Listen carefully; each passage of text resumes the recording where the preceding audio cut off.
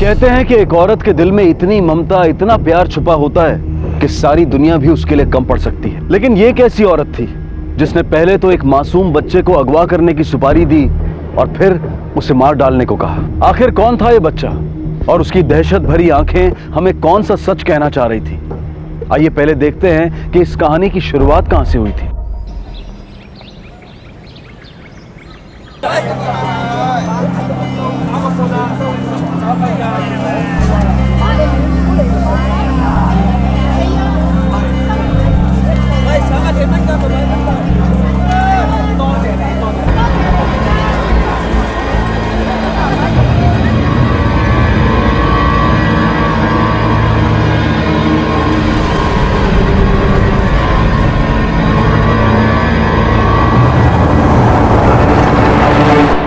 असलम हुसैन अफसा अहमद के साथ 5000 मेहर। आपके साथ निकाह कबूल है? जी कबूल है।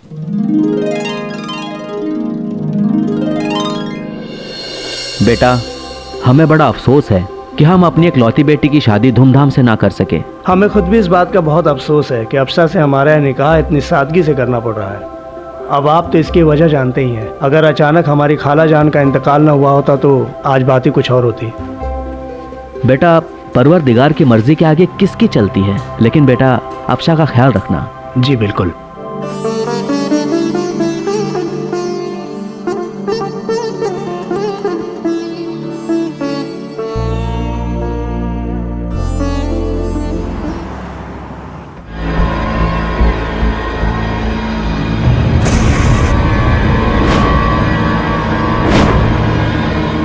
खुशामदीद।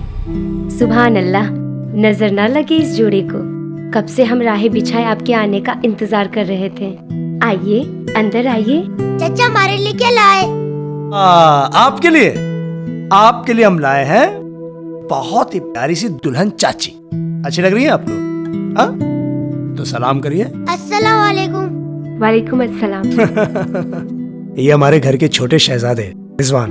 आइए अंदर आइए। आइए, आप पूछें किस क्लास में पढ़ते हैं ये? अच्छा, तो कौन सी क्लास में पढ़ते हैं आप? फर्स्ट। वाह। और ये फर्स्ट लाते हैं फर्स्ट में, है ना? और हर चीज में फर्स्ट है ये, शरारत में भी, है ना? ये हमारे मरहूम शौहर हैं।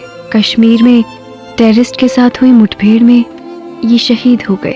आई एम सो सॉरी भाभी। हम मुआफी चाहते हैं। खाला जान के गुजर जाने के गम में हम आपके निकाह में शरीक न हो सके, मगर एक बात का बहुत यकीन है हमें, अब आप आ गई हैं तो एक एक करके हम सारे गम भूल जाएंगे।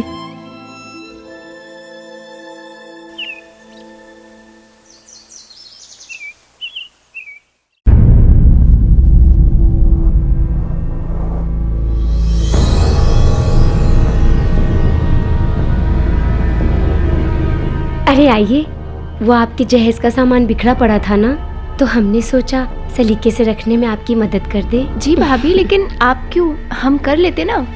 बैठिए।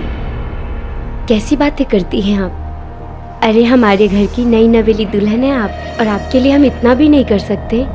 ये तो हमारा फर्ज है। वैसे भाभी, हमारी अम्मी ने हमारे लिए ये जहेज बहुत प्यार से संजोया है।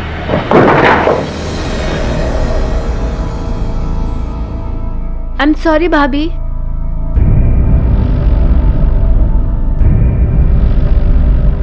ये सब मेरी माँ ने मेरे जहेज के लिए बनाया। बहुत कीमती होंगे ये सब। जी भाभी। बहुत ही खूबसूरत है। वैसे उन्होंने आपके लिए भी एक तोहफा भेजा है। हाँ? अच्छा, हमारे लिए भी गिफ्ट? जी आपके लिए। हम आपको अभी दिखाते हैं, आपको जरूर पसंद आएगा। ये देखिए, ये आपके लिए भेजी है। आपको साड़ी पसंद आई?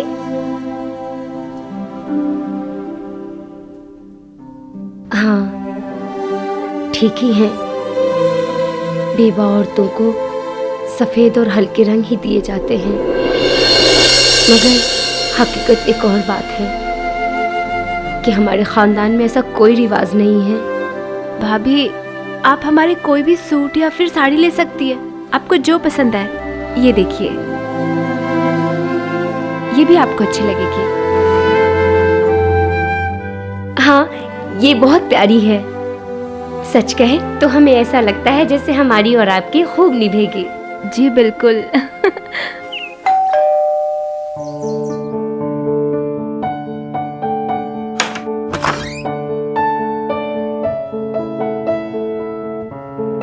माशाल्लाह क्या लग रही हैं आप। अरे ऐसे क्यों शर्मा रही हैं आप? लाए बैग हमें दे असलम। लीजिए। भाई आजकल तो हमें इस बात का डर लगा रहता है कहीं आपको हमारी नजर न लग जाए। सच कह रहा हूँ। असलम हाँ? आप बैठे, हम आपके लिए चाय लाते हैं। बेशक।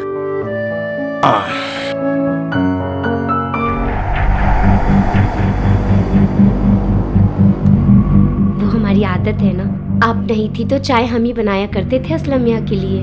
हम देकर आते हैं, वो बहुत थक गए होंगे।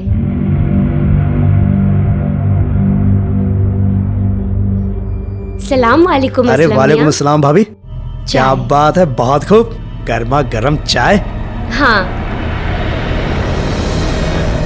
एक नई नवेली दुल्हन अपने पति के साथ ज्यादा से ज्यादा वक्त अकेले बिताना चाहती है और अफशा भी यही चाहती थी, और इसमें कुछ गलत भी नहीं है। लेकिन इस तरह बार बार सलमा का उन दोनों के बीच आना अफशा को थोड़ा खल रहा था। जो स्पेस और प्राइवेसी उसे अपने ससुराल में मिलनी चाहिए थी वो अफशा को नहीं मिल रही थी। पर इसकी वजह क्या थी और आखिर क्या चल रहा था अफशा के ससुराल में? असलम हम मजाक कर रहे थे, हम मजाक कर रहे थे असलम। असलम हम गिर जाएंगे। आप तब तक नहीं गिरेंगी जब तक आप हमारी बाहों में। अच्छा हाँ। और अगर गिर गए तो? आप गिर गई तो हम भी आपके साथ गिर जाएंगे। अब जा कहाँ रही हैं आप इधर आए। असलम आप इधर नहीं आए पहले तो फिर लीजिए हम ही आ जाते हैं। असलम असलम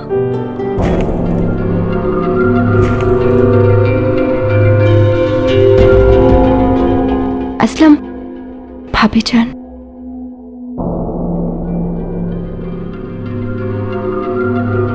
असलम जरा इधर आइए।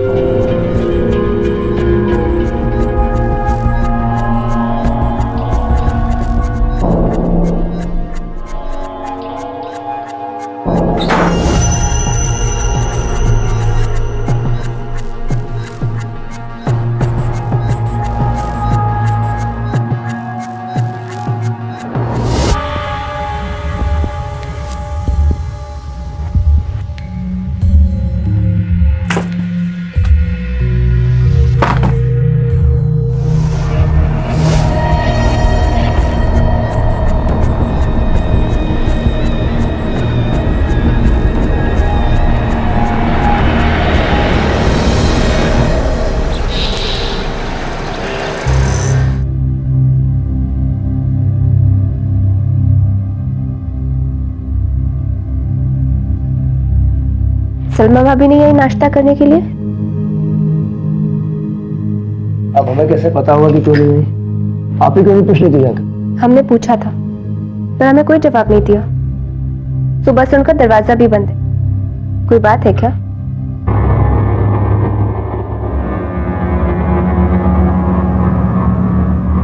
भाभी,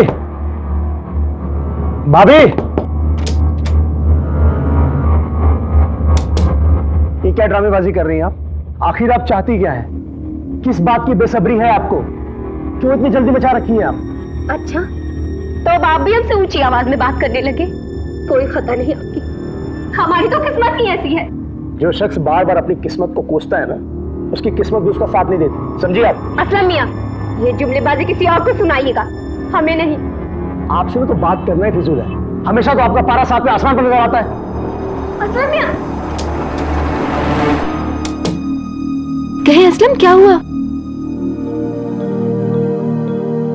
ये अफसा, दरअसल बात यह है कि भाभी का मूड बिला वजह कभी कभी खराब होता है, इसलिए आप परेशान मत होइए, वो अपने आप ठीक हो जाएगी। हम ऑफिस के लिए लेट हो रहे हैं, सोचो ठीक है? एक मिनट असलम, हमें भी कुछ शॉपिंग करनी थी। हम आपके साथ मार्केट चले? ठीक है चलिए। सलमा भाभी कह रही थी कि उनके शौहर आर्मी में थे, शहीद हो गए। हाँ तो क्या वो सारी जिंदगी हमारे साथ में रहेंगी? सलमा भाभी हमारे बड़े भाई की बेवा है, एक बच्चा है उनका। वो हमारे साथ नहीं रहेंगी तो कहाँ रहेंगी? तो आप नाराज क्यों हो रहे हैं इस बात पे? अरे एक तो आप गुस्सा दिलाने वाली बात कर रही हैं, ऊपर से आप कह रही हैं हम नाराज क्यों हो रहे हैं। अरे ये बात सोची भी कैसे? एक बात कहें आपसे, हमें ऐसा लगता है कि उनको ना हमारी खुशियों से जलन होती है, वो जलती है हमसे। अरे जब भी हम आपके करीब आने की कोशिश करते हैं, किसी न किसी बहाने से वो हमारे बीच में आ जाती है। हमारी मानिए तो उनका दूसरा निकाह कर दीजिए। रिजवान या तो उनके साथ में रह लेगा, नहीं तो उसका हम दाखिला किसी बोर्डिंग स्कूल में करा देंगे। रिजवान कहीं नहीं जाएगा, समझ गई आप? सलमा भाभी और रिजवान हमारी बहुत बड़ी जिम्मेदारी हैं और हम अपनी जिम्मेदारी से मुंह नहीं मोड़ सकते। हाँ, आपको अगर उनके साथ रहने में कोई दिक्कत है, कोई परेशानी है, तो आप जा सकती हैं अपने मायके, जाकर आराम से रहिए। आप हो गई आपकी शॉपिंग? हो गई? अब हम ऑफिस जाएं और आप घर जाने की तकलीफ उठाएंगी? प्लीज।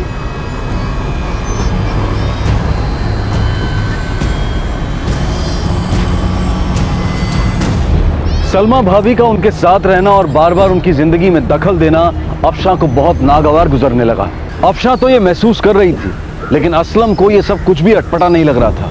और जब अफशा ने इस बारे में खुलकर असलम से बात की तो असलम ने उसे ही झड़क दिया। रंजिशें और आपसी झगड़े बढ़ते गए और फिर हालात बद से बदतर हो गए।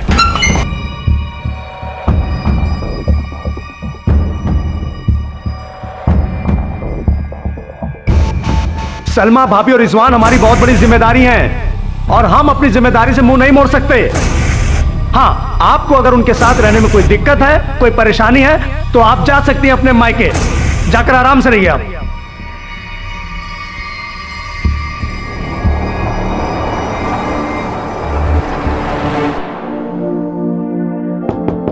भाभी भाभी भाभी 1:45 बज गए, आप अभी तक रिजवान को लेने बस स्टॉप नहीं गई? आज हमारा जी कुछ ठीक नहीं लग रहा है और घड़ी पे नजर भी नहीं गई हमारी। ठीक है, आप आराम कीजिए, मैं जाके रिजवान को ले आती हूँ।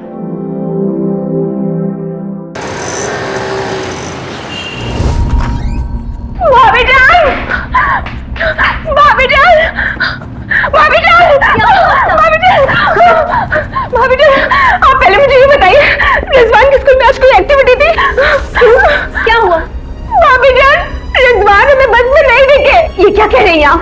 हम सच कह रहे हैं भाभी जान, लेकिन ऐसा कैसे हो सकता है? या अल्लाह, हमारे रिजवान कहाँ चले गए? भाभी, अब आप चुप भी करेंगी? आप तो अल्लाह का वास्ता, अरे हम पूरी कोशिश तो कर रहे हैं ना रिजवान का पता लगाने के लिए, जो कुछ भी हो सकता है। कम से कम रोना धोना तो बंद करिए आप।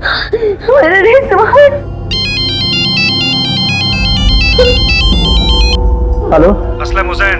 हाँ असलम हुसैन बोल रहा हूँ। तुम्हारा रिजवान हमारी कैद में है। अपने बच्चे का मासूम चेहरा दोबारा देखना चाहते हो तो उसकी कीमत सिर्फ 15 लाख रुपए है। क्या क्या बेहुदा मजाक है ये? कौन बोल रहा है? सुना नहीं तूने? बच्चे की जान की कीमत सिर्फ 15 लाख। हेलो हेलो हेलो, अरे बोलेगा भी कोई? किसका फोन था? बताइए ना असलम मियां, किसका फोन था? अरे बताइए ना असलम मियां। भाभी संभालिए अपने आप को, इससे रोने धोने से कोई मसला हल नहीं होने वाला। पर हमने आपसे पूछा नहीं, बताइए किसका फोन था? अरे कहर पर पाए हम पर। रिजवान को किसी ने किडनैप कर लिया है और कीमत रखी है 15 लाख रुपए और मोहलत है 24 घंटे की। या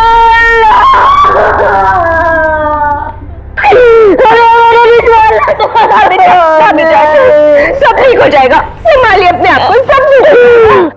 आप जाइए जाकर पुलिस स्टेशन में रिपोर्ट लिखाइए। पागल हो गई आप? हाँ? हमारे बच्चे की जान लेना चाहती है?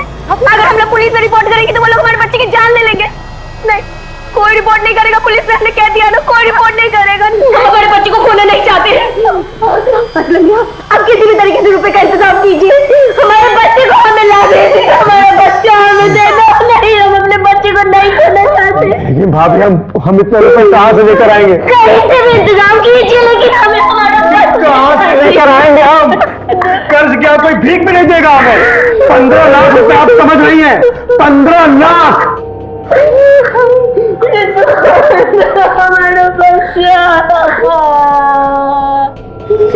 हमारा तो दिमाग ही हम सुन पड़ेगा, हमें कुछ समझ नहीं। हम अब्बू से बात करेंगे और वो हमारी मदद जरूर करेंगे।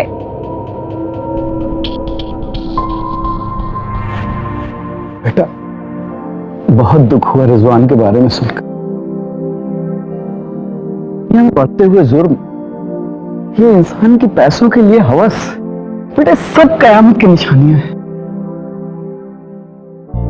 असलम मियां, ये लीजिए 15 लाख, ये रुपए लेके जाइए और रिजवान को सही सलामत लेके आइए। लीजिए बेटा।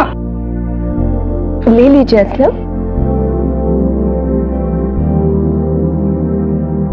अबू, हम बिल्कुल भी नहीं समझ पा रहे कि हम आपका इतना बड़ा एहसान कैसे उतार पाएंगे। अब सब बातें छोड़िए, आप पैसे लीजिए और जाके रिजवान को लेके आइए।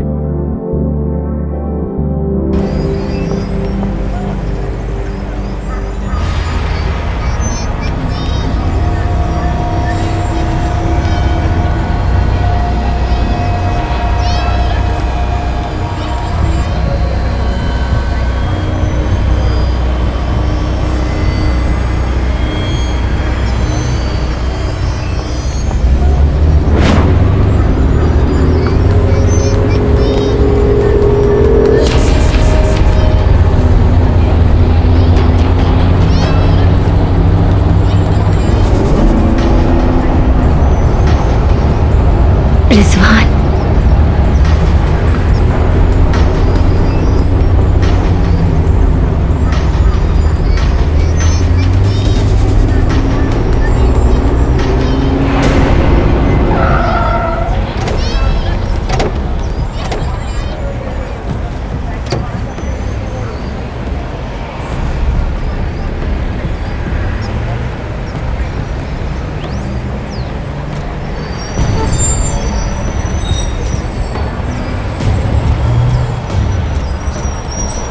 जहाँ हो वहीं रुक जाओ। पैसा लाया? रिजवान कहाँ है? बैग दे। पहले रिजवान को। वो जितना बोलता है करना। रिजवान कहाँ है? आ! छोड़ छोड़, पैसे दे, पैसे दे, चल चल चल चल चल चल, पैसे दे, चल।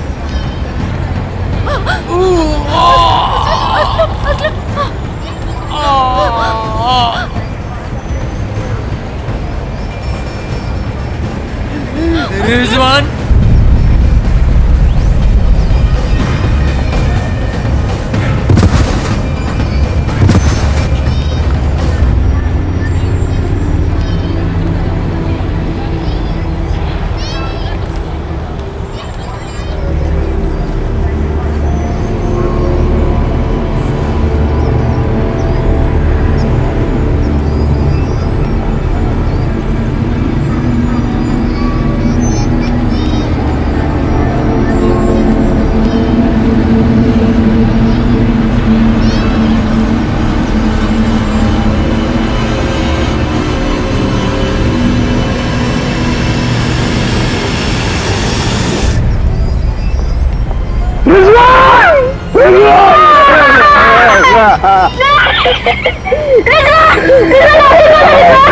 या अल्लाह, मेरी बच्ची की क्या हालत कर दी।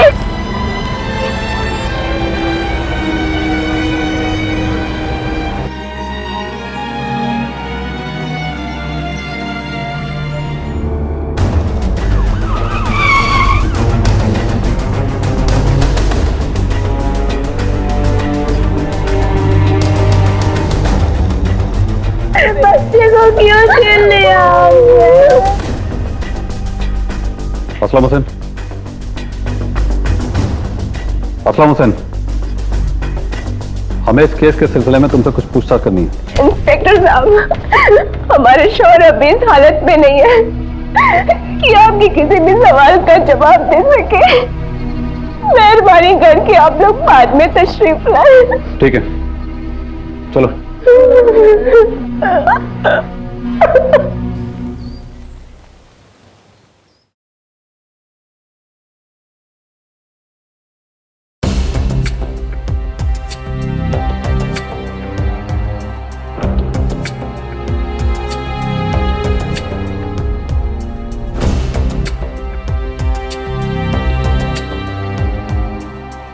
बड़ी अजीब बात है सर, बच्चे की मैयत के शोक में सिर्फ परिवार के लोग हैं, आस पड़ोस का कोई दिख नहीं रहा है।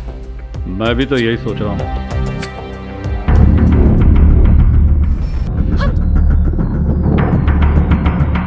यूसुफ साहब, मैं समझ सकता हूँ इस वक्त आप पर क्या गुजर रही है, लेकिन कातिल और किडनैपर को पकड़ने के लिए हमें इन्वेस्टिगेशन जल्द से जल्द शुरू करनी होगी। जी हाँ, हम समझ सकते हैं। बेटा, पुलिस को कुछ आपसे जरूरी बात करनी है। रिजवान का किडनैप हुआ और तुमने पुलिस को इन्फॉर्म करना जरूरी नहीं समझा? जी, हमें लगा कि अगर हम पुलिस के पास जाएंगे तो वो हमारे रिजवान को नुकसान पहुंचा सकते हैं। हम तो ये समझ रहे थे कि वो पैसे ले लेंगे और हमारे रिजवान को रिहा कर देंगे। अच्छा, तुम काम क्या करते हो? नौकरी करते थे पर छोड़ दिया। एक रेस्टोरेंट देखा है हमने यही मार्केट में, उसी को लीज पर लेने का इरादा रखते हैं। काम तुम्हारे पास है नहीं, रेस्टोरेंट ले रहे हो वो भी लीज पे, लेकिन इतने बड़े घर में रहते हो? जी, भाड़े पर है। सिंह, जीप का नंबर ले लो। सर, मैं तुम्हारी भाभी सलमा से कुछ सवालात करना चाहूंगा।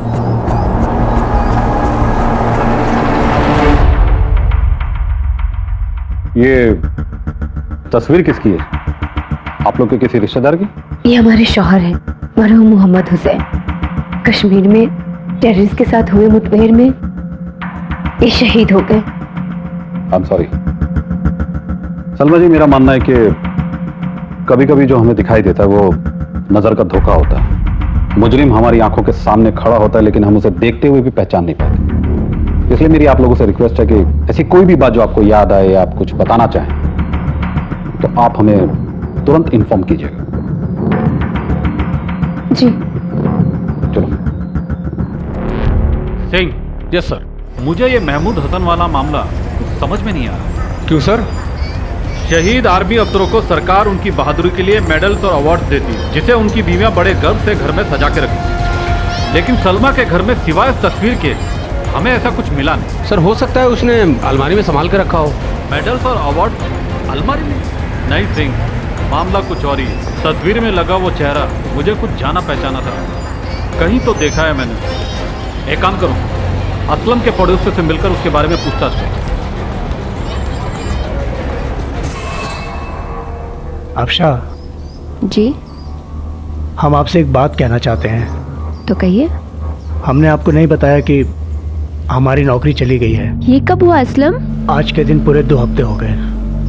पर आप तो पिछले 2 हफ्तों से रोज जॉब पे जाते हैं।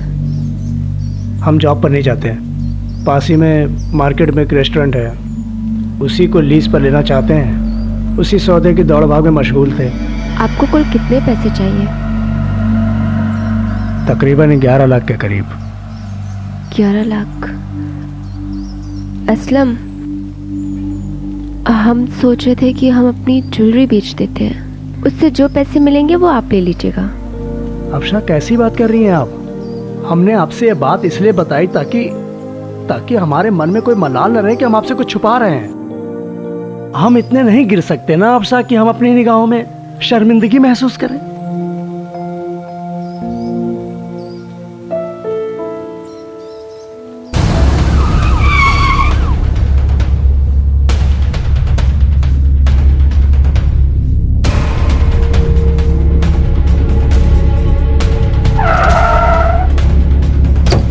सर, उनके पड़ोसी उनके बारे में कुछ खास नहीं जानते, क्योंकि असलम और उनकी फैमिली 2-3 हफ्ते पहले ही उस मोहल्ले में रहने के लिए आए और आस पड़ोस के लोगों से भी कोई खास जान पहचान नहीं है। जीप का रजिस्ट्रेशन नंबर? सर, वो नंबर गलत निकला। सर, हो सकता है उसने नंबर ठीक से देखा नहीं हो, या शायद सर ये भी हो सकता है कि उसने नंबर जानबूझकर गलत दिया। और वो फौजी अफसर महमूद हसन, उसके बारे में कुछ पता चला? सर, मैंने आर्मी हेडक्वार्टर को लिख दिया है, 1-2 दिन में शायद जवाब आ जाए। भाभी, ये आप कैसे आलू छील रही हैं? आप तो ज्यादा से ज्यादा आलू बर्बाद कर रही हैं। तो अब आप सिखाएंगे हमें तौर तरीके, हाँ, कि घर कैसे चलाना है और कैसे नहीं? हम कह नहीं रहे हैं, आपको समझा रहे हैं। भाभी, पैसे पेड़ पे तोड़ते नहीं हैं, हमारे शौहर की गाड़ी कमाई के पैसे हैं। शौहर? जी, हमारे शौहर। एक बात मत भूलिएगा, इस घर पे आपसे ज्यादा हमारा हक है, हमारा। क्या हो रहा है?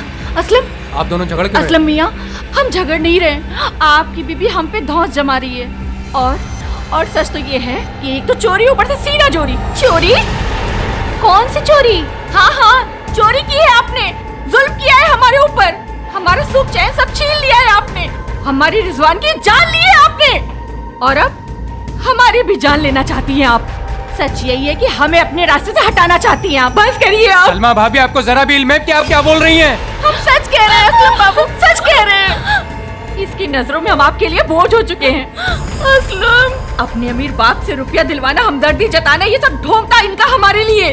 सच तो ये है कि अभी हमारी भी जान लेना चाहती है घुट घुट के हम मर जाए और सब सलमा भाभी आप पागल हो गई हैं और कुछ नहीं है, आप पागल हो गई हैं। बस हुआ। नहीं, हम सच कह रहे हैं, खुदा की वास्ते मेरी बात का यकीन कीजिए, इसी ने हमारे बच्चे की जान ली है, यही है वो जिम्मेदार। आप पागल हो चुकी हैं, पागल।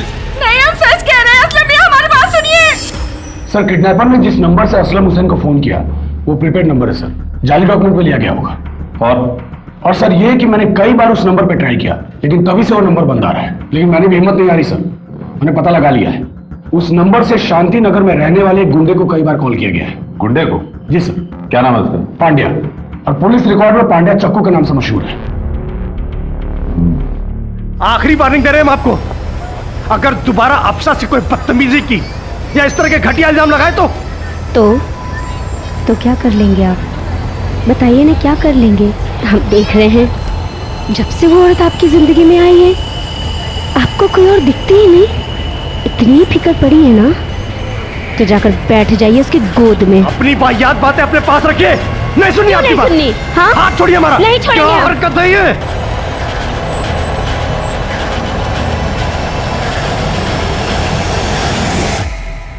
सर पांडे तो म्युनिसिपल हॉस्पिटल में। हॉस्पिटल में? यस सर, कल बीच सड़क पर एक ट्रक ने उसको ठोक दिया, बहुत क्रिटिकल हालत है उसकी।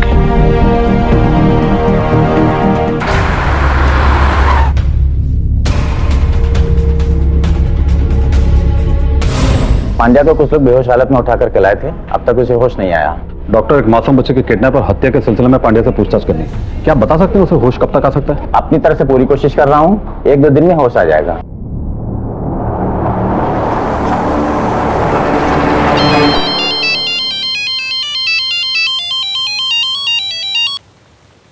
हेलो, असलम हुसैन।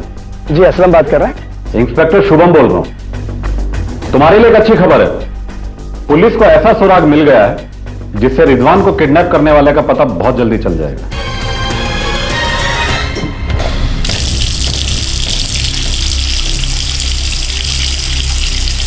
हमारे लिए भी चाय बना दीजिए।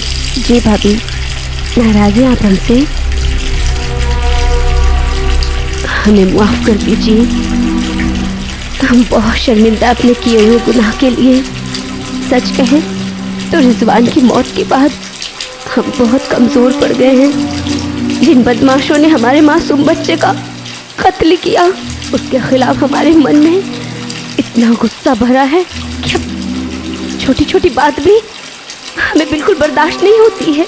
ऐसा लगता है जैसे हमारा कलेजा फटकर बाहर आ जाएगा। हमें बहुत अफसोस है, इस बात के लिए हमें माफ कर दीजिए। नहीं भाभी, हम आपके दुख को समझ सकते हैं। अल्लाह ने अगर आपको जख्म दिया है तो उस जख्म से बाहर भी निकालेगा। आप बस हौसला रखिए। हाँ, आप ठीक कह रही हैं। अब पता नहीं क्यों यहाँ जी नहीं लगता है। सोचते हैं कुछ दिनों के लिए अपने मायके चले जाएं। असलम से कहते हैं वो हमारे मायके हमें छोड़ दे। जी भाभी। असलम, कब तक आ जाएंगे आप? अब सलमा भाभी को घर ड्रॉप करने के लिए जा रहे हैं। अगर घर वालों ने जिद की तो एक दिन रुक जाएंगे, परसों तो वापस यहाँ आ जाएंगे हम। लेकिन असलम, हमें आपसे कुछ बात करनी है। अरे तो बस हम आ जाएंगे ना परसों, फिर इत्मीनान से बात नहीं नहीं, कुछ अर्जेंट बात करनी है। देखो लेट हो रहा है, हम जा रहे हैं और उन्हें छोड़कर आ जाएंगे। ठीक है, तब बात करते हैं। अल्लाह, असलम कहाँ रह गए थे आप? जल्दी चलिए, गाड़ी छूट जाएगी। नहीं छूटेगी, आप चलिए, आप चलिए। सर, हमें असलम की बहुत फिक्र हो रही है। उन्होंने हमसे कहा था कि वो 2-3 दिन में आ जाएंगे।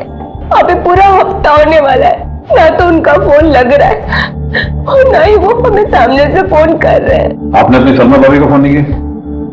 सर, हमने सलमा भाभी को भी फोन किया था। उनके फोन की बेल बज रही है लेकिन वो हमारा फोन नहीं उठा रही है। ये असलम कहाँ गया होगा? उसका अता पता ठिकाना तो कुछ मालूम होगा आपको? नहीं सर, हमें कुछ नहीं पता। शादी की है आपने उस फैमिली में और उसका अता पता ठिकाना आपको मालूम नहीं है, बड़े ताज्जुब की बात है। अफशा की जान पहचान असलम से इंटरनेट पर हुई थी, फिर निकाह इतनी जल्दबाजी में हुआ कि हम कुछ पूछताछ कर ही नहीं पाए। जैन, क्या खबर? सर पांड्या को होश आ गया है, उसने अपना बयान दे दिया है। क्या बोला? सर पांड्या ने बिल्ला नाम के गुंडे के बारे में बताया। बिल्ला ने रिजवान को किडनैप करने का कॉन्ट्रैक्ट लिया था, लेकिन सर हैरानी की बात यह है कि यह कॉन्ट्रैक्ट देने वाली एक औरत थी। हाँ डैडी।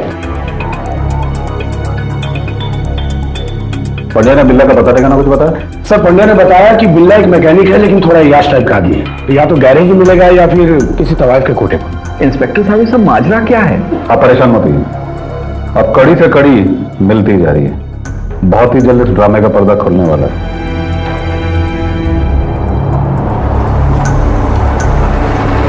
पुलिस तहकीकात कर रही थी, लेकिन उन्हें कोई ठोस सबूत नहीं मिल रहा था। दूसरी तरफ अफशा और असलम के घर में ड्रामेटिक घटनाएं हो रही, और इसी दौरान पुलिस के हाथ एक ऐसा सुराग लगा जिसे देखकर वो भी दंग रह गए। सर, आर्मी हेडक्वार्टर से लेटर आ गया, ये देखिए। सर, सलमा ने बताया था कि वो महमूद हसन की बेवा है, जबकि सर महमूद हसन की बेवा वो किसी भी हालत में नहीं हो सकती। क्यों? क्योंकि सर महमूद हसन कुंवारा था, एकदम बैचलर। और सर आगे पढ़ेंगे तो पता लगेगा कि महमूद हसन का ना तो कोई आगे था और ना ही पीछे। यतीम खाने में उसकी परवरिश हुई और डोनेशन के दम पर उसने अपनी पढ़ाई पूरी की। आखिर सच्चाई है क्या? तो घर में ऐसा क्या चल रहा है? ये केस तो उलझते जा रहा है। मिला? सर, ये मसूद भाई है। असलम ने इनसे मकान किराए पे लिया था। असलम को जब आपने घर किराए पे दिया जी, तो आइडेंटिफिकेशन के लिए उसके डॉक्यूमेंट्स तो लिए होंगे? जी हाँ, जब वो यहाँ किराए पर आया था तो उसने आईडी प्रूफ के तौर पर अपनी ड्राइविंग लाइसेंस की एक जेरॉक्स कॉपी हमें दी थी। दिखाइए।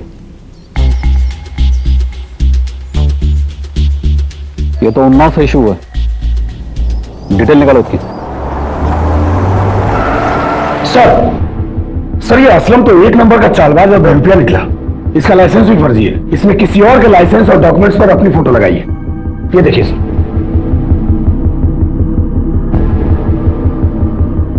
तो इस असली असलम से मैं फौरन मिल रहा हूँ। Right sir. चलो।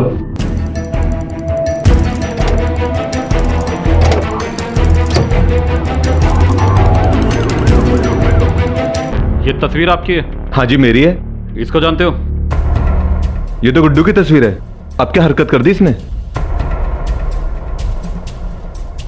और क्या जानते हो उसके बारे में? सर बहुत अच्छे से जानता हूँ इसे। गुड्डू उर्फ गफ्फार अली उन्नाव के पास एक छोटे से गांव में रहता था। बहुत बड़े बड़े सपने थे सर इसके, चोरी चकारी करके रुपए हासिल करना और अय्याशियों में उड़ा देना। लेकिन आप लोग क्यों पूछ रहे हो उसके बारे में? इस औरत को जानते हो? ये उसके साथ रहती थी। होगी सर कोई माशूका उसकी। अच्छा, ये गुड्डू और गफ्फार अली का एड्रेस जानते हो? जी हाँ। पुलिस की कोशिशों से राज खुलते जा रहे थे।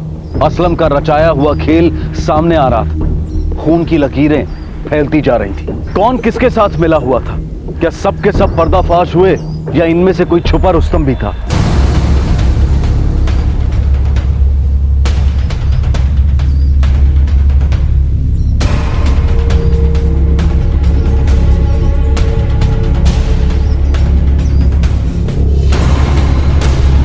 बड़े मियां। जी कहिए। गुड्डू उर्फ गफ्फार अली आप लोगों का बेटा?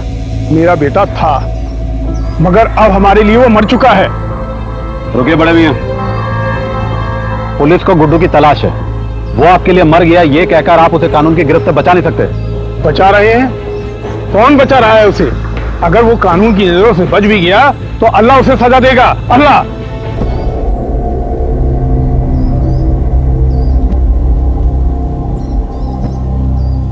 क्या आप बता सकती हैं गुड्डू कहाँ है?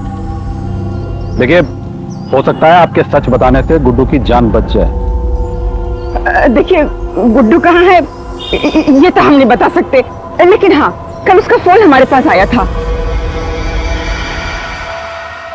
ये इस नंबर से। इस नंबर को नोट करो और फोन को ट्रैक पे डालो। हेलो, इस लड़की को पहचानती हैं? अरे ये करम जली नाश पीटी, ये तो सलमा है, इसीलिए हमारे बेटे को फंसाया है। दोनों साथी भागे थे। कीड़े पड़े डाइन के नाश पीटी खत्म हो जाए, गारत हो जाए। हमारे बेटे को अलग कर दिया है। हेलो, क्या? ठीक है, चलो।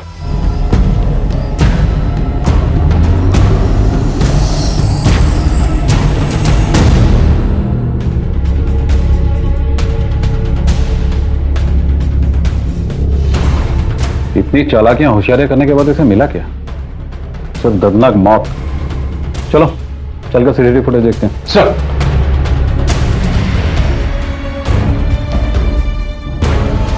ये आदमी आया था? हाँ सर, ये आदमी औरत के साथ आया था, एक दिन रुका और अगले दिन चला गया। अच्छा, का सीसीटीवी फुटेज चेक कर सकते हैं?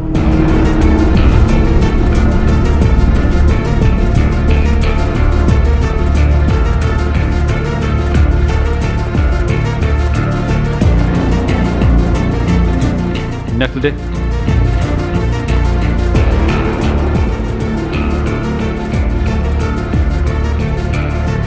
थैंक्स। सिंह, एक काम करो सर। गुड्डू की माँ का फोन लगातार चेक करते रहो। वो अपनी माँ से फोन पे बात करने की कोशिश जरूर करे। Yes sir. बॉडी को पोस्टमार्टम के लिए भिजवा दो। सर। हाँ सिंह बोलो। सर, अभी अभी गुड्डू की माँ की सेल पे गुड्डू का कॉल आया था। कॉल ट्रेस हुआ है सर। सर कॉल इटावा से है। गुड, मैं भी पहुंच रहा हूँ। सर।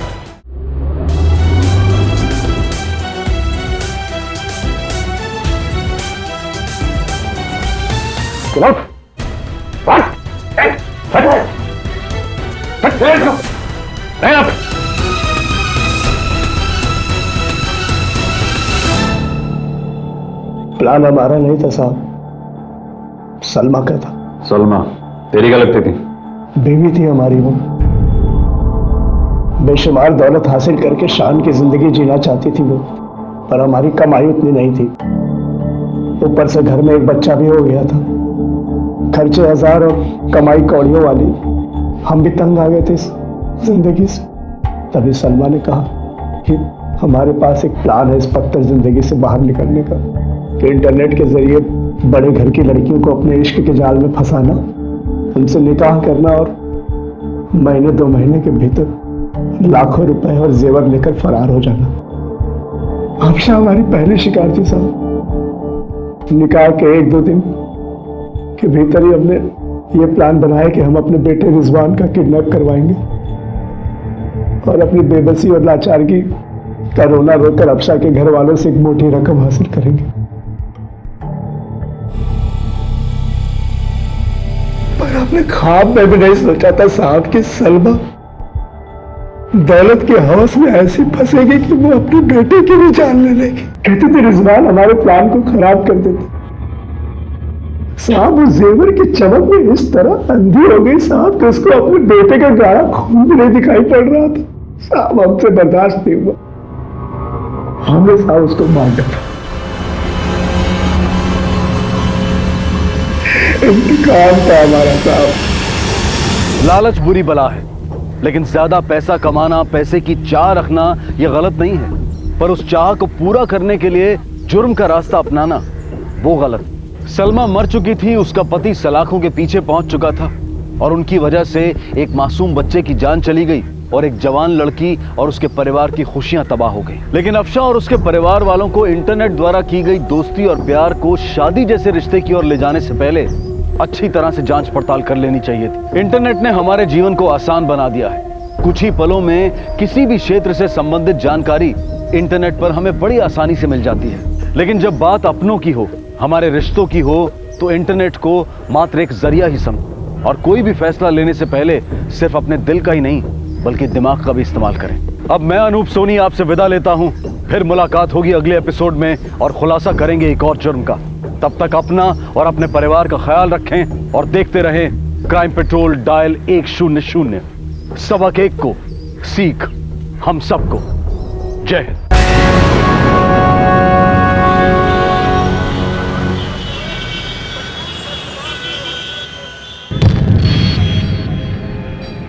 मुझे अपने बेटे कृष्णा के खिलाफ रिपोर्ट लिखवानी। क्या कहना चाहती है अब अपने बेटे के बारे में? कृष्णा ने हमारे नाक में दम कर रखा है, वरना हमारा परिवार बहुत ही खुशहाल था। अरे ये क्या है? माँ देखो कृष्णा चीटिंग कर रहा है। अरे मैंने कब चीटिंग की? झूठ बोलेगा ना तो मुंह तोड़ दूंगी तेरा। मम्मी देखो क्या बोल रही है। पापा आ गए तुम। हमारी 2 दुनिया थी, एक इनके आने के पहले और एक इनके आने के बाद। अदब, लिहाज, तहजीब। फिर आया वो मनुष्य दिन जब कृष्णा ने मास्टर जी मास्टर जी कृष्णा कहाँ है? उसे हमारे हवाले कर दो। क्या किया कृष्णा ने? उसके रहते मोहल्ले की लड़कियां सुरक्षित नहीं है मास्टर जी। अरे मास्टर जी, आपका बेटा तो सारे लोक लाज को पानी में घोल के पी गया। लेकिन ऐसा किया क्या है हमारे कृष्णा ने? लो क्या किया, ये देखिए ना, पम्मी को आपके बेटे ने कुरियर से भेजा दिया। आप भी देखिए ना मास्टर जी, देखिए आप दोनों देखिए।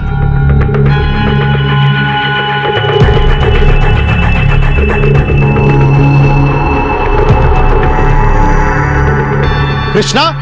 जी पापा। तू क्या मेरी नाक कटाने के लिए पैदा हुआ है?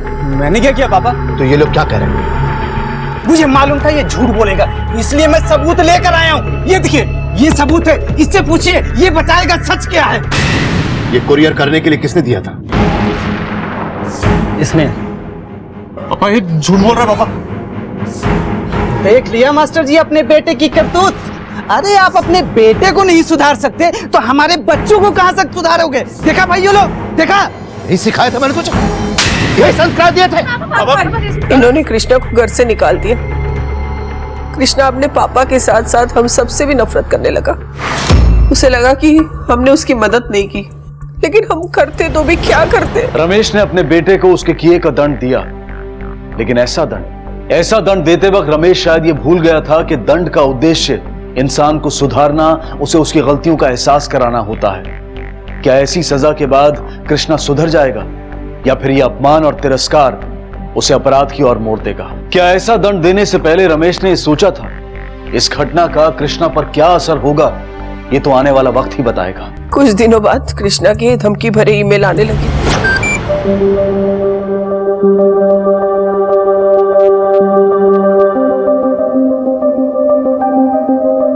जैसे तुमने मुझे घर से निकाला था, वैसे ही मैं तुझे इस दुनिया से विदा कर दूंगा।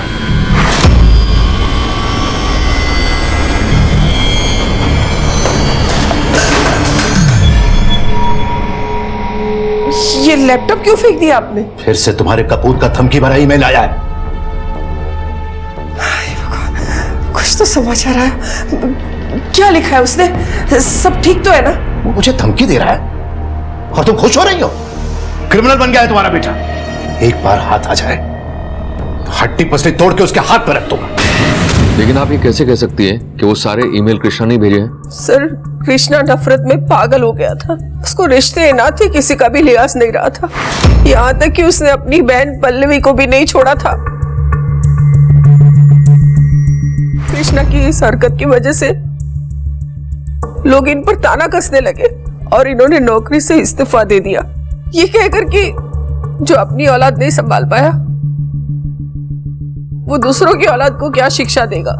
इंस्पेक्टर साहब, मैं आपके आगे हाथ जोड़ती हूँ, कृष्णा को पकड़ लीजिए। ये जरूरी नहीं है कि आप जिससे प्यार करें वो भी आपसे प्यार करे। ये भी जरूरी नहीं है कि आप जिसे अपना माने वो आपका अपना ही हो। और ये भी जरूरी नहीं है कि रिश्तों की जिस चार दीवारी में आज आप सुरक्षित हैं उसमें कल भी सुरक्षित रहेंगे। कभी कभी हम अपनी सोच में इस कदर उलझ जाते हैं कि हम अपनों के जज्बात की परवाह नहीं करते, चीजों को फॉर ग्रांटेड लेने लगते हैं। ये भूल जाते हैं कि रिश्ते हमारी ताकत हैं, हमारी जागीर नहीं। ऐसे में हमारी सोच जब अपनों की जिंदगी उलझाने लगती है तो कहीं ना कहीं विश्वास का कोई धागा चटक जाता है और इसके अंजाम कई बार बहुत भयानक और अविश्वसनीय होते हैं। सब मेरी बीवी और बच्चा मिसिंग है सर। मुझसे कह के गई थी कि मायके जा रही है, पर लौटी नहीं। मैंने कई बार इसका फोन ट्राई किया पर फोन बंद आ रहा है सर। अपने ससुराल वालों से कंफर्म किया? वो एक्चुअली सर, हमने भागकर शादी की थी उसके परिवार की मर्जी के खिलाफ, इसलिए वो लोग मुझसे बात नहीं करते। पर सर, मुझे पूरा यकीन है कि इन सब के पीछे उसके बाप का हाथ है। उसका बाप नहीं सर, जल्लाद है। पानी नाक से ऊपर जा रहा है। सुनिए, रहने भी दीजिए ना। आज तक आपको जो भी कुछ करना था ना, अब सब कर चुके। घर से निकाल दिया, बेदखल कर दिया, यहाँ तक कि उसके कपड़े और फोटो भी जला दिए। सब कुछ तो छीन लिया आपने उससे। माँ बाप, घर परिवार, सुख चैन, सब कुछ। धमकी ही सही, लेकिन कुछ तो नाता जोड़ के रखा है उसने हमसे। अरे पुत्र मोह में गांधारी बन गई हो तुम। एक शिक्षक का बेटा अपराधी बन गया है और तुम उसी की तरफदारी कर रही हो। आज तक मुझ पर लांछन लगाने के सिवा आपने कुछ किया है? पता नहीं किस हालत में होगा हमारा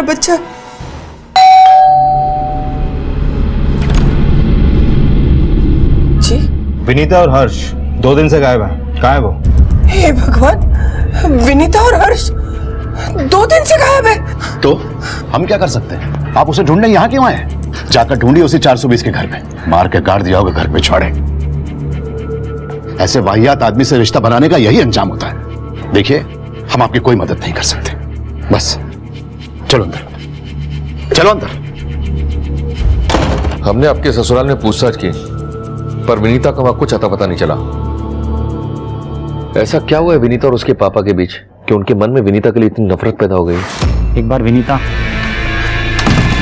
तुम्हें यहाँ नहीं आना चाहिए था। तुम्हारे पापा ने देख लिया ना, बहुत मुश्किल हो जाएगी। मुश्किल होती है तो हो जाए माँ, मुझे फर्क नहीं पड़ता। थक गई हूँ मैं ऐसे अलग थलग रह के। मैं मानती हूँ कि मेरी गलती है और इसका एहसास मुझे इसके जन्म के बाद हुआ है। मुझे माफ कर दो बेटा, मैं जाकर भी तुम्हारी मदद नहीं कर सकती। कि तुम्हारा नाती है ना, है ना? लो तुम्हें पकड़ो मुझसे और करो इसके साथ तुम्हें जो करना है। मैं जा रही हूँ। सुनो,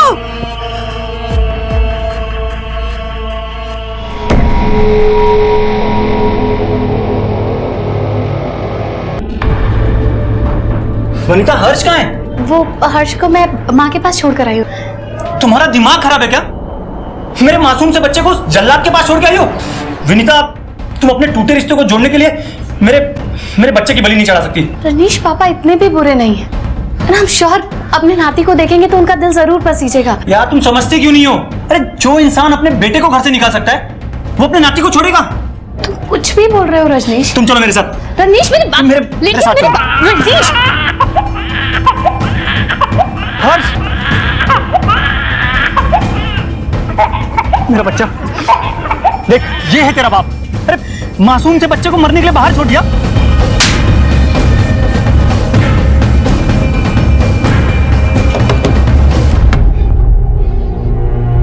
मेरे बच्चे को बाहर फेंकने की तेरी हिम्मत कैसे हुई?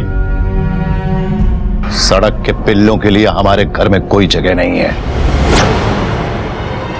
देखा देखा तूने, ये है तेरा बाप। अगर आइंदा मेरे बच्चे के साथ ऐसा सलूक किया ना तो पूरे परिवार को पेट्रोल छिड़क के जला दूंगा। और जिस दिन तू मेरे हाथ चढ़ गया ना, उस दिन अपनी जान से जाएगा। दोबारा यहां दिखाई दिया तो टांगे तोड़ के हाथ में दे दूंगा। अब आप ही बताइए सर, जो इंसान एक मासूम बच्चे को भरी दोपहर में मरने के लिए बाहर छोड़ सकता है, वो जल्लाद नहीं तो और क्या है? अक्सर लोगों को कहते सुना है कि मूल से सूत प्यारा, यानी कि किसी भी माता पिता को अपनी औलाद से ज्यादा अपने पोते पोतियां और अपने नाते नातिन प्यारे होते हैं। लेकिन ये रमेश को क्या हो गया था? बच्चे से कैसा गुस्सा, कैसी रंजिश?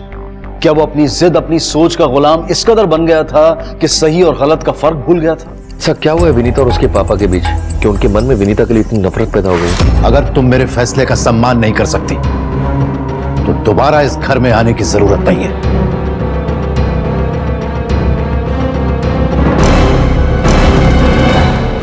सर, विनीता के पिताजी एक नंबर के अहंकारी इंसान हैं। अपने परिवार के लोगों को वो इंसान कीड़े मकोड़ों की तरह ट्रीट करता है। अगर किसी की जान भी चली जाए ना तो उस इंसान को कोई फर्क नहीं पड़ता। विनीता मुझसे कह के गई थी कि मायके जा रही है पैचअप करने के लिए। कृष्णा,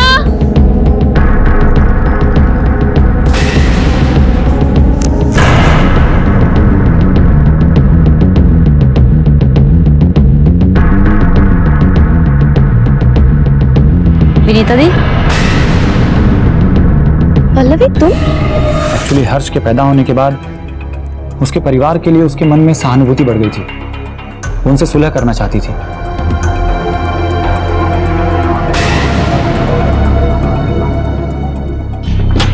सर, विनीता की call records last location Barabanki की थी, 2 दिन पहले की।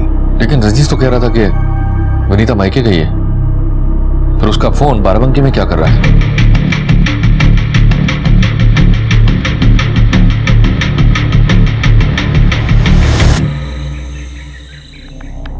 पता नहीं दीदी की प्रॉब्लम क्या है। पहले जिसके लिए घर से भागी थी, आज उसी को छोड़कर चली गई। अरे बाबा, वो क्या कर रही हैं ये उनकी प्रॉब्लम है, हमें क्या लेना देना। बस कहीं तुम अपनी दीदी से ज्यादा इंस्पायर्ड ना हो जाना। बस बकवास करा लो तुमसे, अब ये खुद लगाओ। अरे सुनो तो, देखा, और बैठो दिन भर कंप्यूटर पे। पहले का ये सॉफ्टवेयर प्रोग्रामिंग छोड़ के कोई और जॉब देख लो। अरे मैडम, आप ही कोई ऐसी जॉब बताइए ना जो हम आपके कोने में बैठे बैठे कर लें। देखो, अब ज्यादा मनाने की कोशिश मत करो, छोड़ो मेरा हाथ। फोन आ गया तुम्हारा?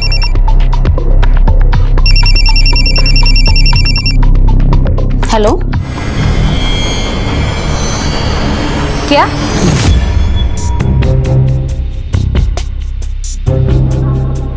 पल्लवी कहाँ है? वो डॉक्टर साहब से बात करने गई है, पापा को लेकर परेशान थी ना। हमारे सभी बच्चे अपने पापा से कितना प्यार करते हैं। अगर ये भी हमारे सभी बच्चों से इतना ही प्यार करते ना तो ये सब नहीं होता। हमारा परिवार कितना खुशहाल होता। मम्मी डॉक्टर साहब आ गए। देखिए, ये बहुत खुशी की बात है कि इतने बड़े मैसिव अटैक से वो बच गए हैं। लेकिन एक बात बताइए, उन्होंने लो बीपी की दवा क्यों दी जबकि उनको हाई बीपी है?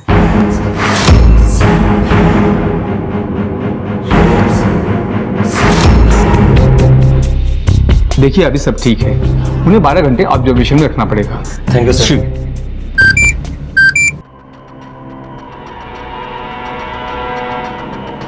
क्या हुआ? मेरे भाई ने क्या मैसेज भेजा है? मेरे पापा से ज्यादा चिपकने की जरूरत नहीं है, वरना तुम्हें हॉस्पिटल नहीं मौगरूम नसीब होगा। क्या है तेरा परिवार? अगर शादी से पहले मालूम होता ना कि तेरा परिवार नहीं पागल खाना है तो कम से कम तुमसे शादी नहीं करता मैं। प्लीज ऐसा मत कहिए, कृष्णा की तरफ से मैं आपसे माफी मांगती हूँ। ये कृष्णा भी है ना, किसी को भी चैन से जीने नहीं देगा। कृष्णा! कृष्णा! कृष्णा! माँ, ये क्या कर रही हो? ये कृष्णा नहीं है माँ, चलो उधर चल के बैठो। आई एम सॉरी, चलिए प्लीज।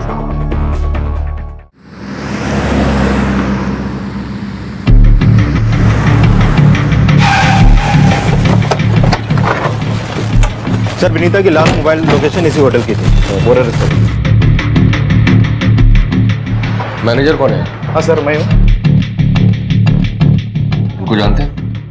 सर, ये तो यहीं पर है। कौन सा रूम है?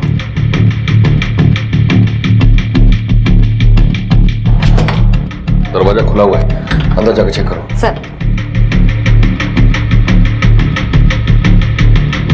सर अंदर कोई नहीं।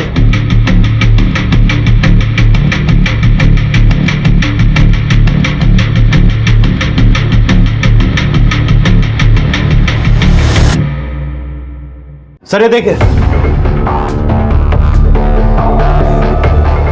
होटल का सीसीटीवी फुटेज चेक करो। सर सीसीटीवी कैमरा तो बंद है सर। आपको पता नहीं है सिक्योरिटी के लिए कितना जरूरी है सीसीटीवी? चलो।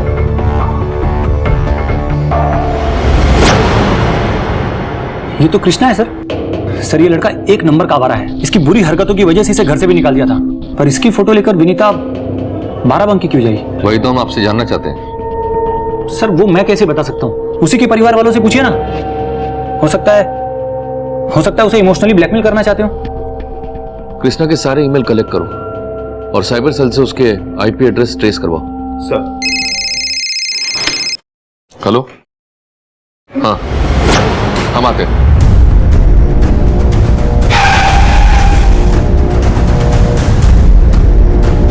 आइए सर। सर, यहाँ पे लाश है सर।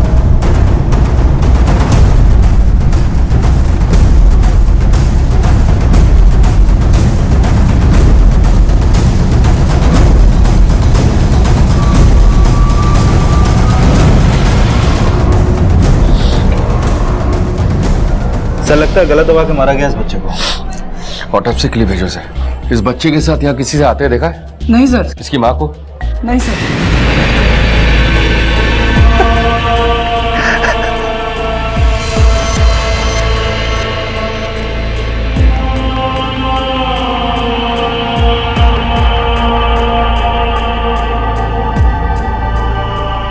मेरे बेटे को मार दिया सर।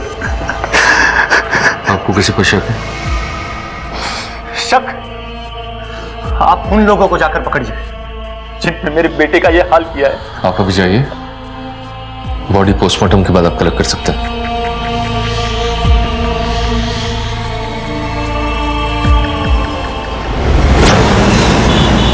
गुप्ता, ये आदमी ठीक नहीं लग रहा। जब देखो अपने ससुराल वाले को ब्लेम करता है। इसकी जन्मपत्री निकलवा। सर इस फैमिली में कुछ तो प्रॉब्लम है। बिल्कुल। पहले बेटी घर से भाग गई, उसके बाद बेटे को घर से बाहर निकाल दिया, उसके बाद बेटा घर वालों को धमकी देता है, फिर बच्चा और माँ गायब हो जाते हैं। बच्चे की लाश मिलती है, लेकिन बच्चे की माँ भी गायब है। सर इस रमेश के अचानक हार्ट अटैक आने की वजह यही तो नहीं?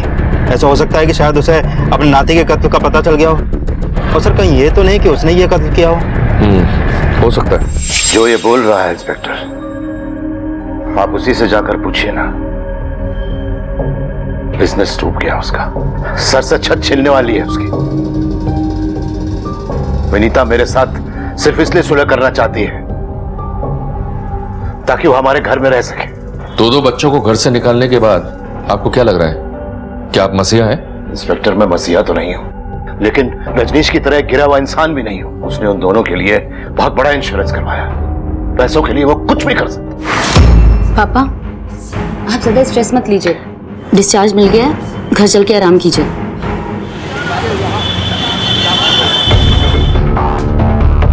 सर सारे मेल्स के आईपी एड्रेस ट्रेस हो चुके हैं। डिटेल से पता चला है कि ये सारे मेल्स एक ही मोबाइल से भेजे गए हैं विनीता के, और ये नंबर तभी ऑन होता है जब मेल भेजे जाते हैं। और सर इस मोबाइल की लास्ट लोकेशन उसी हॉस्पिटल की थी जहां पर रमेश एडमिट था, और आखिरी मेल वहीं से भेजा गया। Okay, interesting. और यही नहीं सर, बाराबंकी के होटल में भी ये नंबर एक्टिव था, और इस नंबर से होटल के लैंडलाइन पर भी एक कॉल हुआ था। इसका मतलब है कि विनीता या तो फिर कृष्णा की ईमेल से मेल कर रही है, या फिर कृष्णा विनीता के नाम से सिम लेकर ये काम कर रहा है। सर अगर ये कृष्णा ही है तो विनीता उसी से मिलने गई होगी।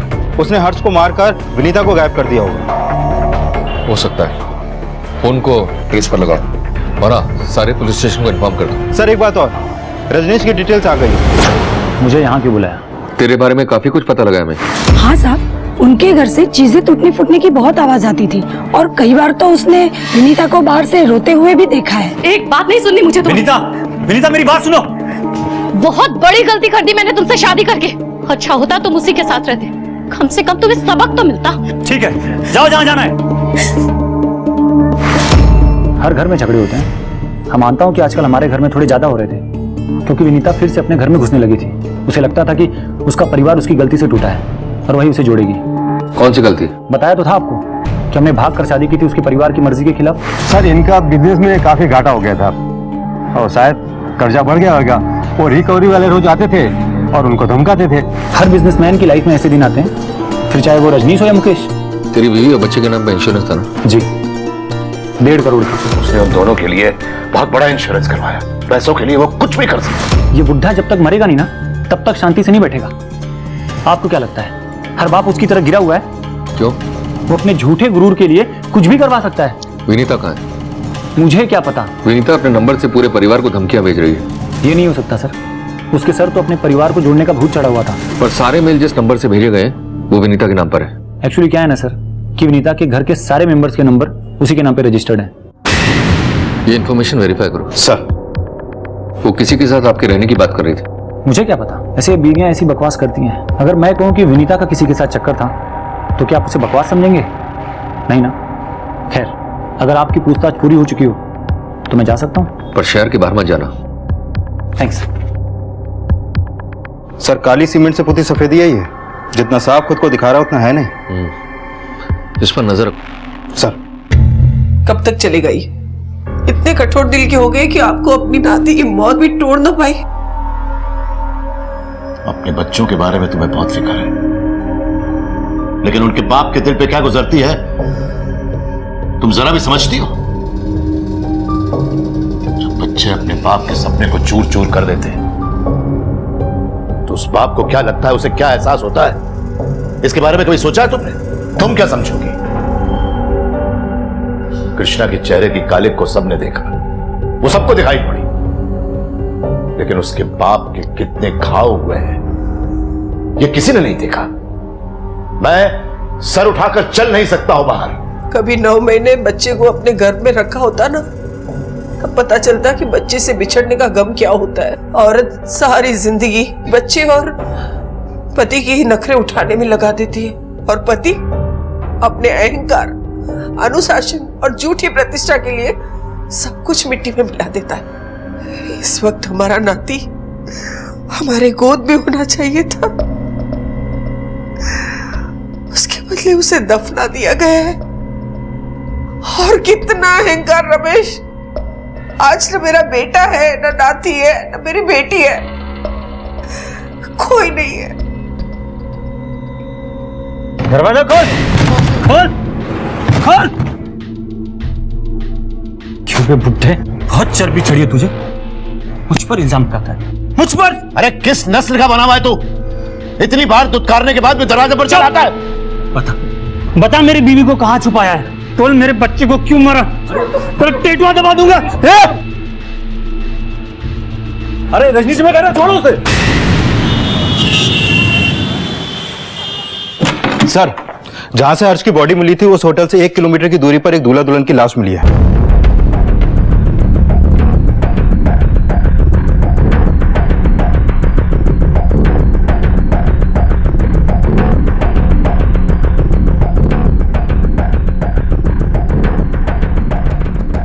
दोनों बॉडी को पोस्टमार्टम के लिए भेजो और विनीता की फैमिली को इन्फॉर्म करो। सर। विनीता दी!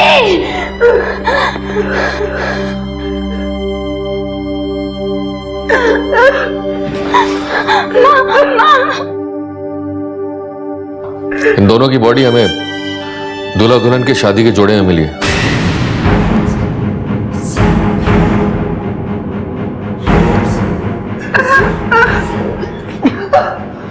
इसे कोई पहचानता है?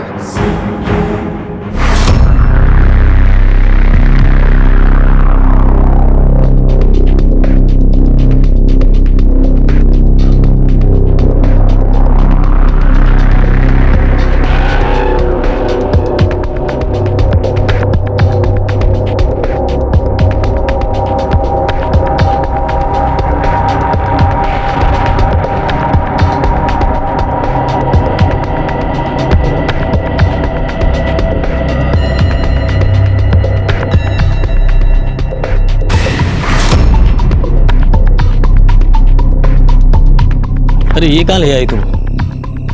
चलो किसी अच्छे होटल में चलते हैं। अरे आप आइए तो सही, इन नजारों का मजा कुछ और ही है।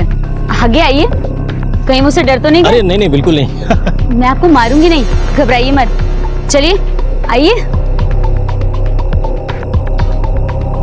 अरे ये कहाँ चली गई मैडम? नहीं सर।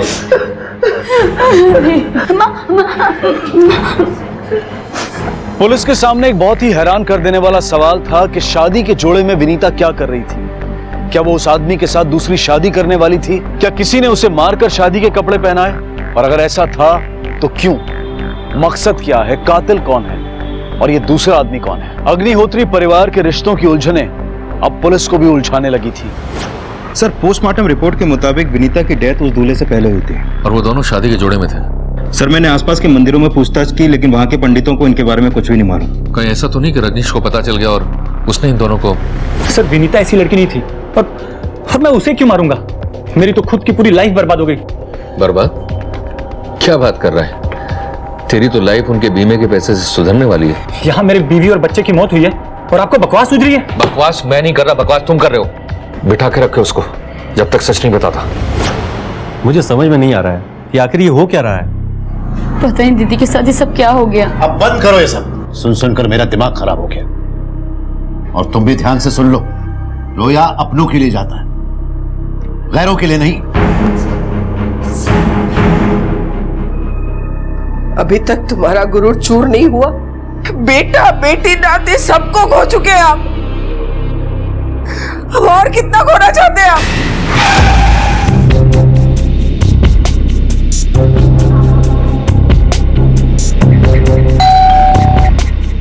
मैं देखता हूं।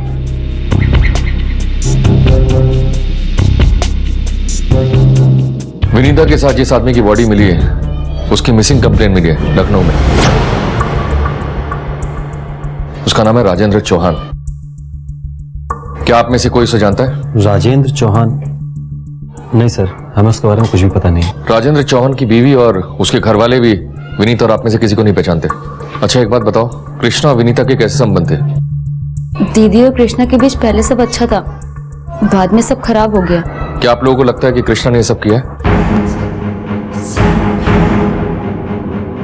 पल्लवी, क्या कभी कुछ ऐसा हुआ है जिसकी वजह से कृष्णा विनीता के साथ ऐसा कुछ कर सकता है।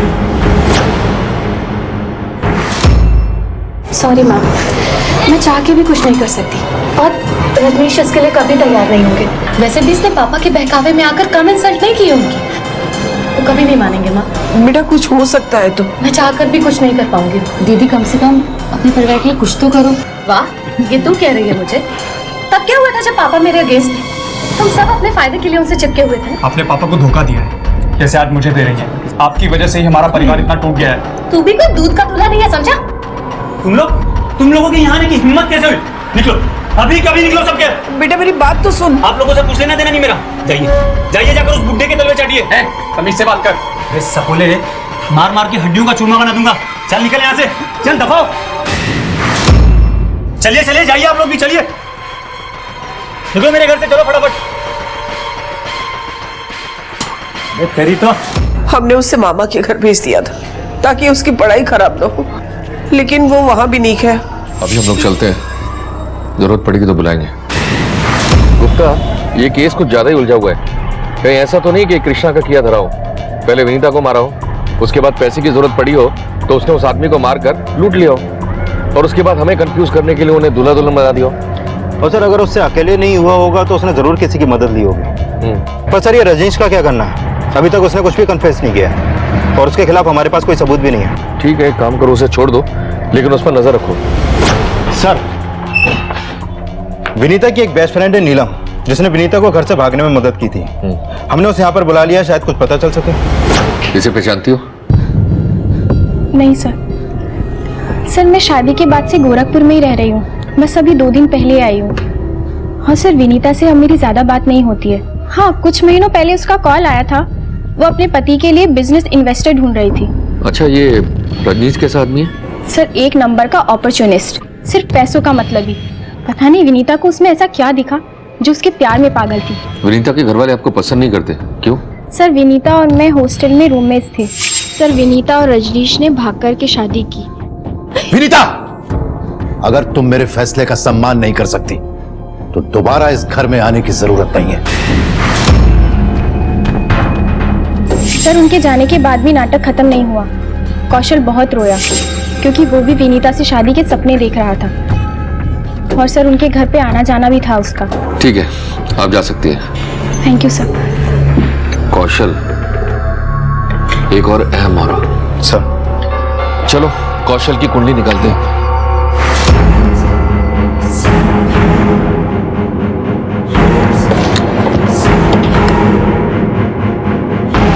लवी दीदी हमारे कब्जे में है, अगर उसके जान की सलामती चाहते हो तो आ जाओ। कृष्णा,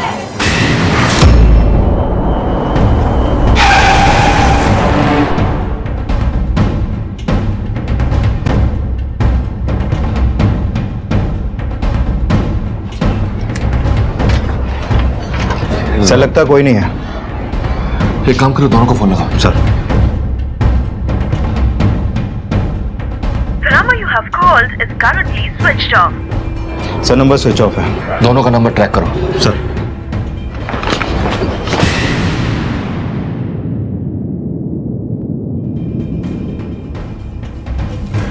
पल्लवी कहाँ है? वो आने तो वाली थी, इनको लेकर डॉक्टर के पास जाना था उसे। उसके घर का ताला बंद है। हेलो सर, उनकी लास्ट ट्रैक हो गई है और कृष्णा का फोन भी वहाँ एक्टिव है। गुड जॉब, पता करो नंबर रिचार्ज कहाँ से हुआ है और ट्रैक करो।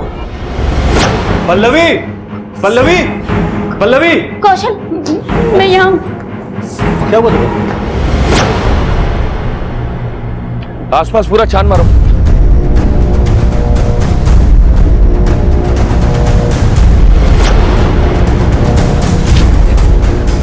सर, पल्लवी का फोन यहाँ पड़ा है। इसका मतलब है पल्लवी भी यहीं कहीं होनी चाहिए। देखो ना मेरी कृष्णा ने क्या हालत कर दी। कहाँ है कृष्णा? कृष्णा! सर, पल्लवी कहीं नहीं मिली।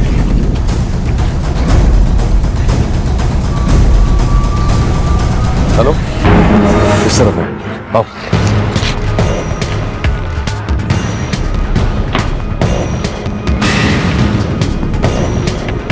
चेक करो ये जिंदा क्या। जी सर। देखो इसको। सर ये जिंदा है सर। सर ये तो मर गया, इसको हॉस्पिटल लेकर चलो। जी सर। और ये बॉडी को पोस्टमार्टम के लिए भेजो। सर, एक के बाद एक अग्निहोत्री परिवार के सदस्यों की लाशें बिछ रही थी। पल्लवी पर भी वार हुआ। पुलिस को लग रहा था कि शायद ये खेल कौशल खेल रहा हो। इंस्पेक्टर, घाव का नेचर और इंप्रेशन देखने के बाद ऐसा लगता है कि किसी ने उसे फोर्स से नहीं मारा है।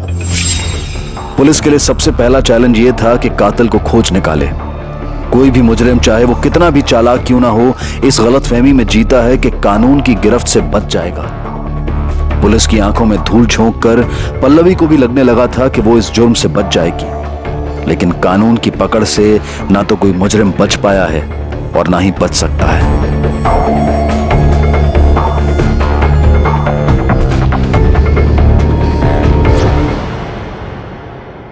अब चिंता की कोई बात नहीं, आप इन्हें घर ले जा सकते हैं।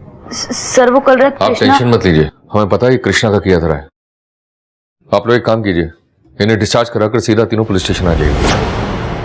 एक दिन विनीता को अचानक पता चला कि उसके पापा ने उसी की छोटी बहन पल्लवी की शादी उसी के बॉयफ्रेंड रजनीश से तय कर दी है। इस बात को लेकर वो बहुत ही भड़क गई।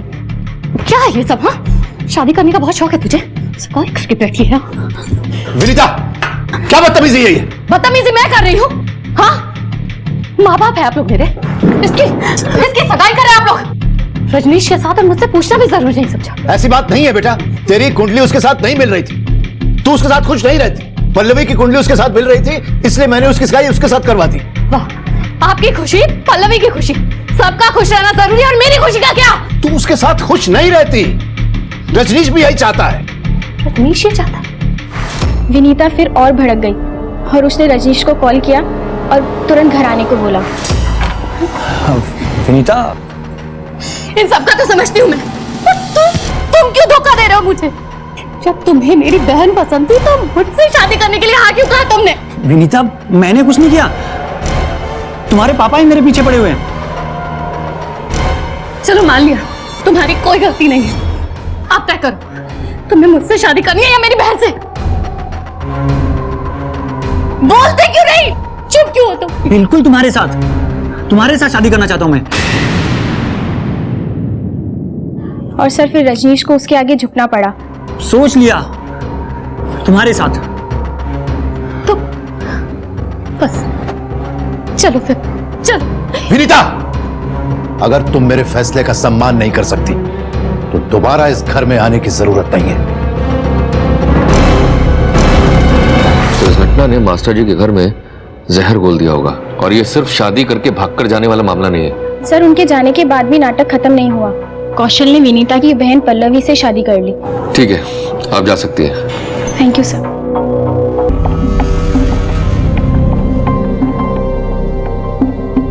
रमेश जी, आपका बेटा कृष्णा गायब है, पर आपके चेहरे पर बिल्कुल भी शिकन नहीं। आपका नाती, दोनों की डेड बॉडी मिली, फिर भी कोई असर नहीं आपके ऊपर। कहीं ऐसा तो नहीं है कि इन सब के पीछे आपका हाथ हो? या फिर कृष्णा भी हो सकता है, या फिर कृष्णा को गायब करने में या मरवाने में आपका हाथ हो।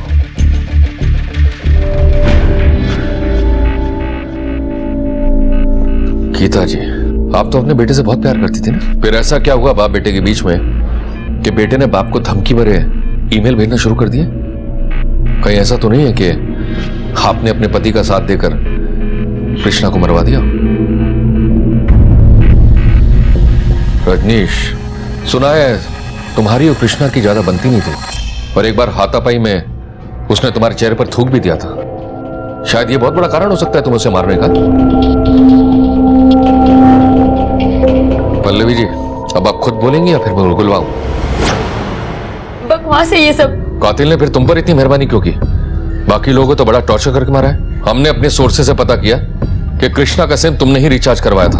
हमने जानबूझकर उस सिम को 0 बैलेंस करवाया था और नेटवर्क को इन्फॉर्म किया था कि जैसे ही सिम रिचार्ज हो हमें बताए। पता, रजनीश मुझे पसंद था, लेकिन दी ने अपने प्यार के जाल में फंसा के मुझसे छीन लिया। पर मेरे दिल में वही बसा था। दी के हॉस्टल जाने के बाद पापा ने मुझसे पूछा रजनीश से शादी करने के लिए, और मैंने खुशी खुशी हाँ कर दी। पापा ने मेरी खुशी के लिए बिना किसी को बताए मेरी उससे एंगेजमेंट करा दी। लेकिन दी को पता चल गया। अब मुझे रजनीश को फिर से पाना था और मेरे और रजनीश के बीच में सिर्फ 3 लोग थे। फिर मैंने कृष्णा के मेल से पापा को धमकी भरे ईमेल भेजना शुरू कर दिए।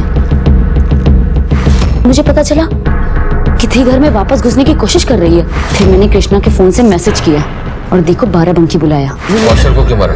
पापा को पता था कि वो कौशल भी दी से प्यार करता है, लेकिन फिर भी मेरी शादी उस कौशल से करा दी। मुझे लगा कि वो मुझसे सच्चा प्यार करता है, मैं एडजस्ट कर लूंगी। पर एक दिन एक बात कहूँ, तुम बिल्कुल विनीता जैसी लगती है। खड़े ऐसे हाथ मत लगाओ मुझे। विनीता दीदी की जगह मुझे सोच लिया तुमने। तुम आज भी उन्हें चाहते हो ना? मुझे सब पता है। जिसम मेरा यूज कर रहा था और नाम विनीता का ले रहा था, इन सबका जिम्मेदार वो कृष्णा था। हेलो विनीता दी, पापा ने ना रजनीश भैया की शादी पल्लवी दी से तय कर दी है। अरे क्योंकि आपकी और उनकी कुंडली मैच नहीं हुई ना, आप बस जल्दी से यहाँ जाओ। फिर मैंने कृष्णा से बदला लेने की ठान ली और उस कोरियर वाले से मिलकर एक प्लान बनाया। पर मुझे ये पता नहीं था कि पापा उसे घर से बाहर निकाल देंगे। कृष्णा के नाम का इतना इस्तेमाल किया, आखिर है कहाँ वो? कृष्णा ने एक दिन मुझे फोन करके खंडर में बुलाया था। तुमने मेरे साथ ऐसा क्यों किया? उस कोरियर वाले ने मुझे सब बता दिया है। जैसा तुमने मेरे साथ किया वैसा मैंने भी किया। अगर तू विनीता दी को नहीं बुलाता तो आज रजनीश मेरा होता। छी, कितनी सेल्फिश है आप। आज आपकी वजह से मैं और विनीता दी घर से दूर हैं। और वो मेल आपने भेजे थे ना मेरी आईडी से पापा को। मैं सबको सच बता दूंगा। तो कुछ नहीं बताएगा किसी को। देखो बस अब मैं क्या करता है। अब रजनीश मेरा हो जाएगा, मैं यहाँ से बाहर निकलूंगी और उससे शादी कर लूंगी।